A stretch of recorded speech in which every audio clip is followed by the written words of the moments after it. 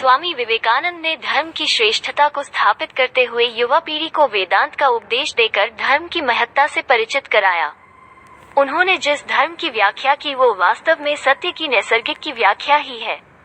उनका धर्म जाति और वर्ण में बंटा संकुचित धर्म नहीं है, अपितु संपूर्ण विश्व के मौलिक जीवन का सत्य है। स्वामी विवेकानंद के अनुसार शिक्षा का अर्थ विवेकानंद ने शिक्षा का अर्थ व्यक्ति को आत्मविश्वासी, आत्मनिर्भर और सशक्त बनाना है।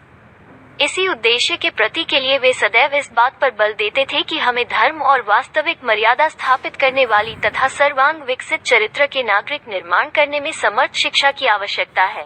विवेकानंद ने भारत में भ्रमण करके भारतीयों को भारतीय संस्कृति और तत्वज्ञान का सदुपदेश दिया और अंधविश्वासों तथा रूढ़ियों को दूर हटाकर उन्हें समाज सेवा का उपदेश दिया। स्वामी जी ने धार्मिक विकास को शिक्षा का प्रमुख उद्देश्य माना। वे चाहते थे कि प्रत्येक व्यक्ति उस सत्य अथवा धर्म को मालूम कर सके जो उनके अंदर दिया हुआ है।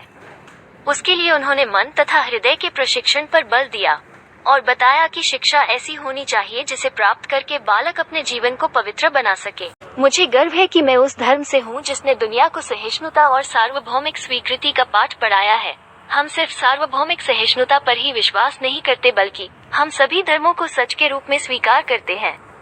4. मुझे गर्व है कि मैं उस देश से हूँ जिसने सभी धर्मों और सभी देशों के सताए गए लोगों को अपने यहाँ शरण दी। स्वामी विवेकानंद ने रामकृष्ण मठ, रामकृष्ण मिशन और वेदांत सोसाइटी की नींव रखी। 1893 में अमेरिका के शिकागो में हुए विश्व धार्मिक सम्मेलन में उन्होंने भारत और हिंदुत्व का प्रतिनिधित्व किया था। हिंदुत्व को लेकर उन्होंने जो व्याख्या दुनिया के सामने रखी, उसकी वजह से इस धर्म को लेकर काफी आकर्षण बढ़ा। उन्होंने 3 सिद्धांतों का जिक्र करते हुए कहा कि पहला, निर्भय बनो, दूसरा, आत्मविश्वासी बने तथा तीसरा, अपने शब्दों पर विश्वास करें। उन्होंने स्वामी विवेकानंद से जुड़े एक प्रसंग की चर्चा करते हुए भाइयों बहनों को निडर होने की महत्ता समझाई।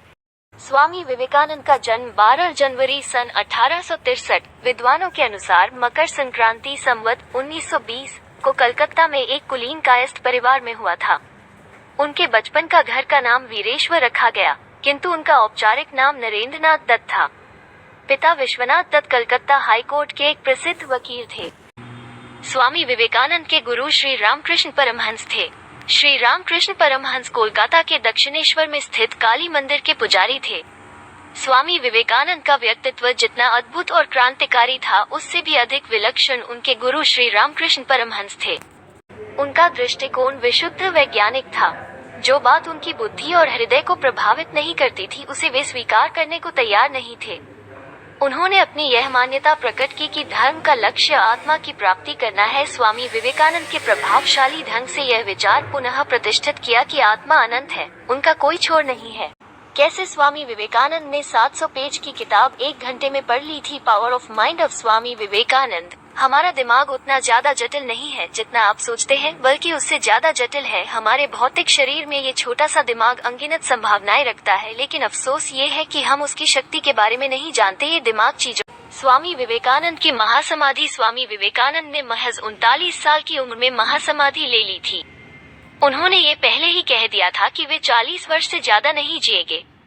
शिष्यों के अनुसार जीवन के अंतिम दिन 4 जुलाई 1902 को उन्होंने सुबह 3 घंटे ध्यान किया और ध्यानावस्था में ही अपने ब्रह्मरंध्र को भेद कर महासमाधि ले ली।